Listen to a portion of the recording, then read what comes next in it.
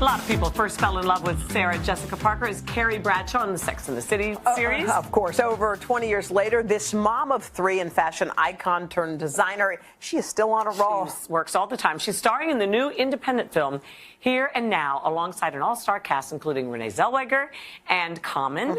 Our own Hoda Woman got a chance to sit down with her. It was really fun to sit and visit. She opened up about her movie, her family, and of course the question on a lot of people's minds, will there ever be a Sex and the City 3? Give it up, people. What do you appreciate most about where you are now? Be able to pay my bills, play legendary clubs with musicians that I admire. Sarah Jessica Parker plays Vivian, a jazz singer who has made tough sacrifices for her career.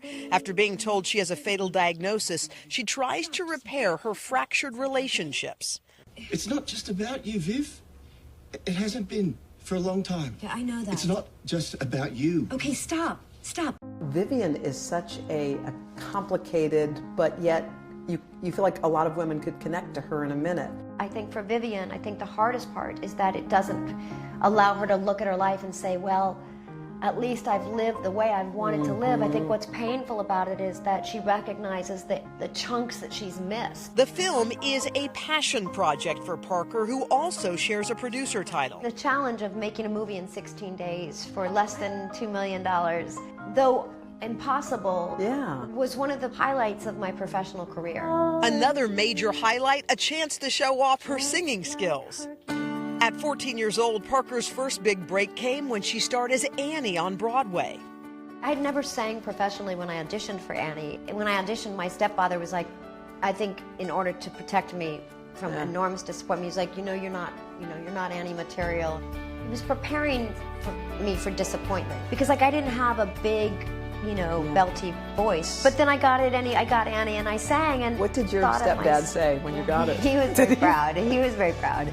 Just something that's frivolous, but did you cut your hair for the movie or did you have That was a wig. That was a wig? Yeah, that was a wig. That I wore as Carrie Bradshaw when she arrives in New York and she's got like a cut sweatshirt, like a flash dance, and she's got like a bad perm. Yes, I remember. And she's got, that's the wig. And I kept all those, so I was like, oh, I know what I have. So you just dug that baby out of your closet? Yeah, I think it was like in a storage unit in Brooklyn somewhere. Stop. Sex and the City 3. Yeah. We want it. We want to know when it's happening. Where's Kim Cattrall? Can she get in on it? What do you think? I don't know where she is. No, she doesn't want to do it. We were excited about it. I thought it was an exquisite, unbearably painful, heartbreaking, joyful story that felt like the beginning in a lot of ways. But it appears for the time being that will have to be sufficient. Just having read the script will have to be enough for me. Oh, we just twist a few arms. I guess. Sorry. I was peeking through your Instagram, like I tend to do. And I saw that great throwback picture of you and your husband, and when your teenage son was a newborn, and you were just holding him. Yeah. What goes through you in that kind of a moment? I always tell my children that I can live in the memory. Like, I am so happy to be completely distracted and consumed by the day of their births. Like, it's the one thing. I never watch movies twice. I never read books twice. I never watch reruns of a show. The only place I want to be again is the birth of my children.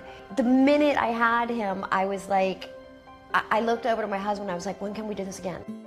Parenting remains one of Parker's greatest joys, challenges, and reminders about the importance of time. One of the lines from the movie, from Vivian, I think it's something like this: there are things I have yet to achieve. I'm not done yet. So, for your life, what is that? What's left for you to achieve? What do you see? I think Matthew and I have started to feel recently that work must play a different role in our lives. How am I spending time? Like, who gets my time? My absence is for what? Right. My time away from my children, my friends, my family, going to the theater, right. Being in the world is for what? Right. And so I think I'm not done yet, but I want to make sure it's worthwhile. By the way, sounds a lot like things you say about like what is that going to be. She was it's so funny when she's at this stage in her career, all of a sudden she only takes like passion projects, things that really, really matter. I understand, and I so respect it. I really do. You're never going to say afterwards, gee, I wish I'd done more fluff. Yeah. You know? Right. No, right. you want to get into the meat of stuff that matters. Okay, Sarah is such a fashion icon, but what really surprised you is the choice. Yeah. She said if she had the choice, she would wear the exact same outfit every day. She said, you. No, she said, I know. She said she would wear a gray sweatshirt, like just gray, and never change again.